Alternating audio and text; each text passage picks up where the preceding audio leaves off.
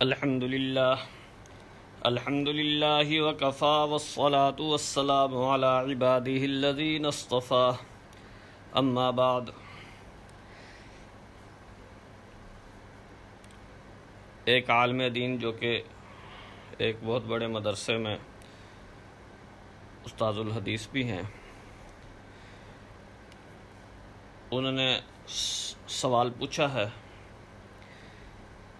کہ بعض حضرات کہتے ہیں کہ علماء دیوبند کے نزدیک اگر نماز میں رسول اللہ صلی اللہ علیہ وسلم کا خیال آ جاتا ہے تو نماز ٹوٹ جاتی ہے۔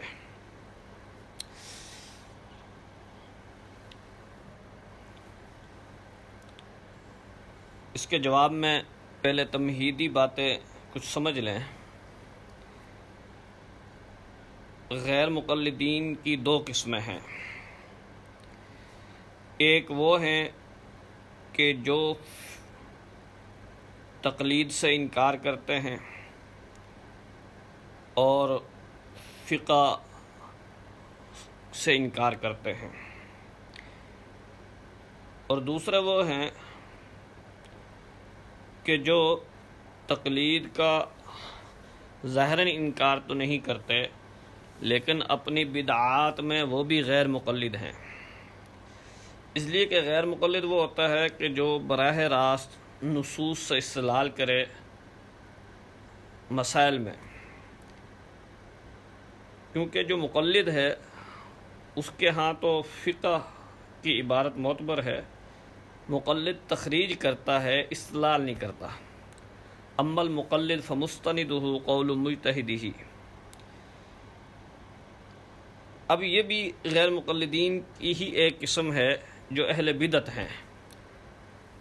اب یہ دونوں غیر مقلدین جو ہیں، ان کے اعتراضات کو آپ اگر اٹھائیں تو وہ غیر مقلدین جو ظاہراً تقلید کے منکر ہیں،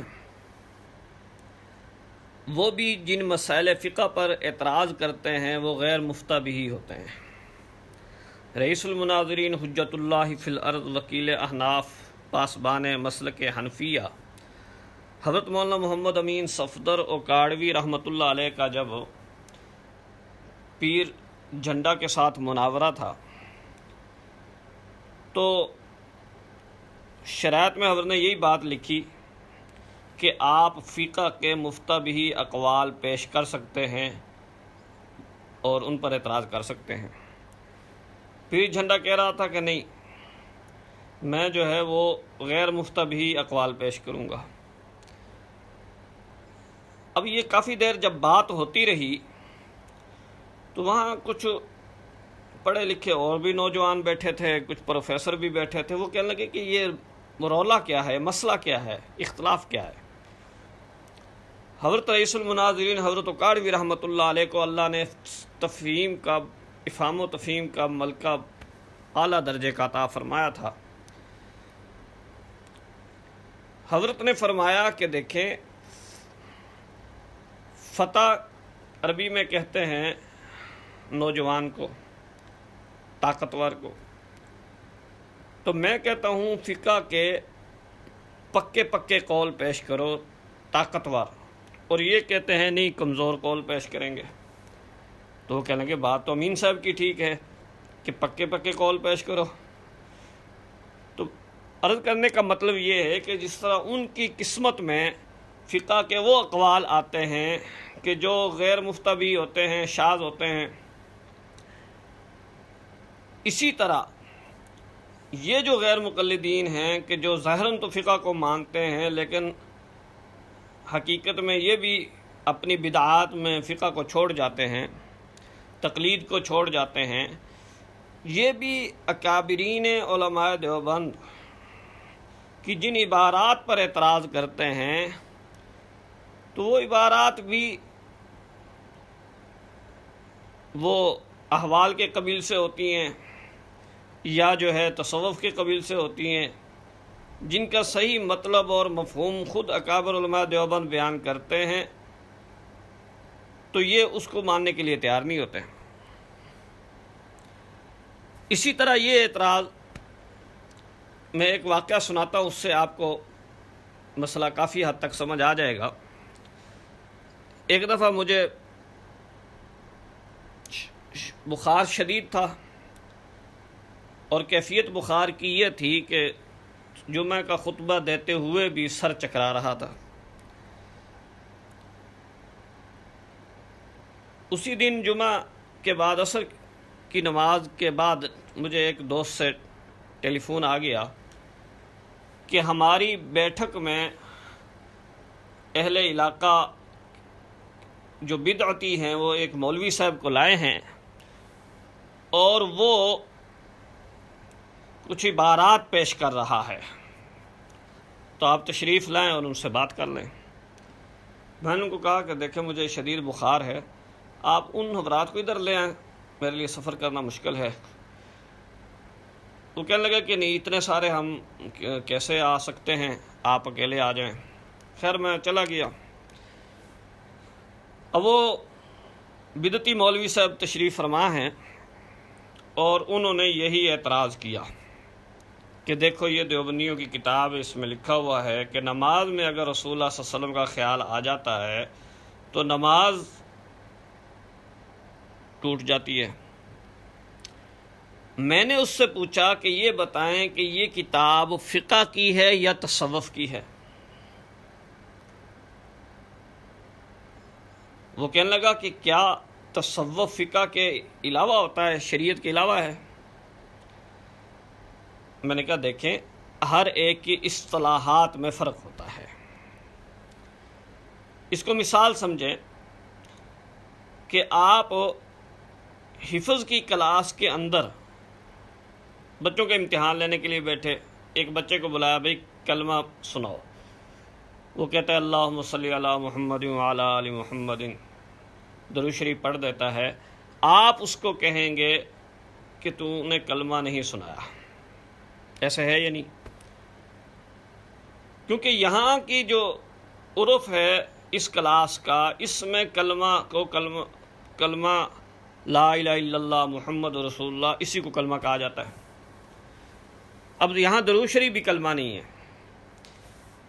آپ اٹھ کے چلے گئے نحو کی کلاس میں، اب وہاں کی اصطلاح میں کلمہ اور ہے، کلمے کی معنی کہ یعنی ایسا لفظ جو کسی معنی کے لیے وضع کیا گیا ہو۔ اب وہاں اگر کوئی گالی بھی دیتا ہے تو وہ کہے گا یہ کلمہ ہے۔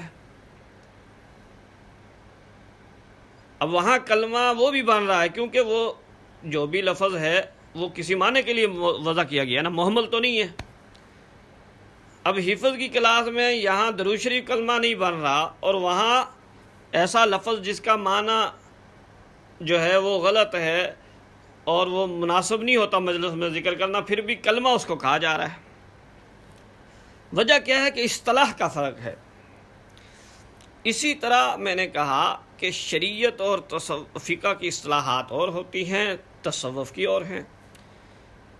پھر میں نے اس سے پوچھا آپ یہ بتائیں مجھے کہ حضرت منصور حلاج رحمۃ اللہ علیہ کو آپ ولی مانتے ہیں یا نہیں مانتے؟ اور چونکہ تھا تو اہل بدعت میں سے، اہل بدعت تو صوفیہ کرام کو مانتے ہیں، تو کہنے لگا ہاں بالکل۔ میں نے کہا کہ پکی بات ہے؟ کہنے لگا ہاں۔ میں نے کہا امام ربانی مجدد الفسانی رحمۃ اللہ علیہ فرماتے ہیں کہ ایک زہر کا کفر ہے جیسے ابو جہل کافر تھا، ایک زہر کا اسلام ہے جس طرح آپ اور میں مسلمان ہیں، ایک طریقت کا کفر ہے اس میں منصور حلاج تھے، اور ایک پھر طریقت کا اسلام ہے وہ اس سے آگے کا مقام ہے۔ تو میں نے کہا دیکھیں مجدد الفسانی رحمۃ اللہ علیہ فرما رہے ہیں کہ حضرت منصور حلاج طریقت کے کافر تھے، مکتوبہ شریف میں لکھا ہوا ہے، میں نے اپنے رسالہ وحدت الوجود میں یہ پوری عبارت نقل کر دی ہے جو میری کتاب فیوزات صفتر میں چھپ گیا ہے رسالہ۔ تو میں نے کہا مجدد سے فرماتے ہیں کہ منصور حلاج طریقت کے کافر ہیں۔ اب آپ بتائیں، آپ ظاہری مسلمان ہیں، ٹھیک ہے، آپ افضل ہیں یا منصور حلاج افضل ہیں؟ میں نے کہا آپ جیسے میرے جیسے کروڑوں لوگ بھی جمع ہو جائیں حضرت منصور حلاج کے نالین مبارک کا بھی ہم مقابلہ نہیں کر سکتے، وہ اتنے بڑے ولی تھے، لیکن تھے طریقت کے کافر۔ آپ میں ظاہری مسلمان ہیں، تو اس سے پتہ چلا کہ طریقت کا کفر اور ہے، شریعت کا کفر اور ہے، ظاہری اسلام اور ہے، طریقت کا اسلام اور ہے۔ اب ظاہری کافر ابو جہل تھا، وہ مردود ہے، مجلس سے فرماتے ہیں، طریقت کے کافر منصور حلاج ہیں، وہ مقبول ہیں۔ میں نے کہا یہ کتاب جو ہے جو تو اٹھا کے بیٹھا ہے صراط مستقیم، یہ تصوف کی کتاب ہے۔ اب یہ تصوف کی نماز ٹوٹ رہی ہے، جبکہ ظاہری اعتبار سے ہماری نمازوں سے پھر بھی یہ بدرجہ بہتر ہے یہ نماز۔ جس طرح حضرت منصور حلاج تو اور میں کروڑوں مل جائیں تو ان کے جوتوں کا مقابلہ نہیں کر سکتے، اسی طرح یہ تصوف کی نماز صوفی کی ٹوٹے گی بھی تو وہ فقہ کے اعتبار سے نہیں ٹوٹے گی، وہ تصوف کے اعتبار سے، تصوف کی اصلاح کے اعتبار سے، اور وہ نماز آپ کی اور میری نماز سے کروڑوں گنا پھر بھی بہتر ہوگی۔ میں نے کہا یہی وجہ ہے کہ ہمارے اکابرین کے فتاویٰ کی کتابیں چھپی ہوئی ہیں، فتاویٰ دارالعلوم دیوبند، کفایت المفتی، خیر الفتاویٰ، اور اسی طرح اور بھی بہت سارے فتاویٰ کی کتب ہیں، فتاویٰ محمودیہ وغیرہ۔ میں نے کہا کسی ایک فتوے کی کتاب میں آپ مجھے یہ دکھا دیں کہ ہمارے فقہا نے لکھا ہو کہ نماز میں رسول اللہ صلی اللہ علیہ وسلم کے خیال آنے سے نماز ٹوٹ جاتی ہے، تو میں آپ کو انعام بھی دوں گا اور ابھی آپ کے نظریے کو اپنا لوں گا۔ بس یہاں تک بات پہنچی، اس نے کتاب بغل میں دبائی اور جو ہے وہ وہاں سے چلا گیا۔ اللہ تعالیٰ نے اس کو ذلیل و رسوا کیا۔ بعد میں پتہ چلا کچھ عرصے کے بعد ایکسیڈنٹ ہو گیا اور اپنے مقام پر پہنچ گیا۔ اکابرین کی گستاخی کا اسی طرح انجام ہوتا ہے۔ تو عرض کرنے کا مطلب یہ ہے کہ یہ تصوف کی کتاب ہے صراط مستقیم، اور اس میں یہ جو لکھا ہے نماز ٹوٹ جاتی ہے، وہ تصوف کی اصطلاح کے اعتبار سے، یعنی نماز کی جو ایک کیفیت ہے مشاہدے کی، اس میں کمی آ جاتی ہے۔ یہ مراد نہیں کہ فقہ کے اعتبار سے نماز ٹوٹ جاتی ہے۔ باقی رہی یہ بات کہ وہ کمی کیسے آتی ہے، ٹھیک ہے، اور اسی طرح یا ساتھ اس کے یہ بھی اعتراض کر دیتے ہیں کہ ان کے ہاں معاذ اللہ جو ہے نماز میں اگر خیال آ جائے رسول اللہ صلی اللہ علیہ وسلم کے خیال آنے سے، وہ خیال آنا وہ زیادہ غلط ہے بجائے اس کے کہ کسی کنجری کا خیال آ جائے۔ تو یہ ان دونوں چیزوں کا جواب میں اگلی نشست میں انشاءاللہ عرض کروں گا۔ اللہ تعالیٰ کی ذات ہمیں فہم سلیم عطا فرمائے اور اکابرین امت اولیاء اللہ سے حسن ظن رکھنے کی توفیق نصیب فرمائے، اس لیے کہ جس نے بھی اولیاء اللہ سے بدگمانی کی اس کا انجام برا ہوا، اور اللہ کے ولیوں سے دشمنی کرنا اللہ سے اعلان جنگ ہے۔ اللہ تعالیٰ کی ذات ہمارے ایمان کی حفاظت فرمائے اور تمام اولیاء اکرام کی قدردانی اور ان کی عظمت کو ماننے کی توفیق نصیب فرمائے۔ وآخر دعوانا الحمدللہ رب العالمین۔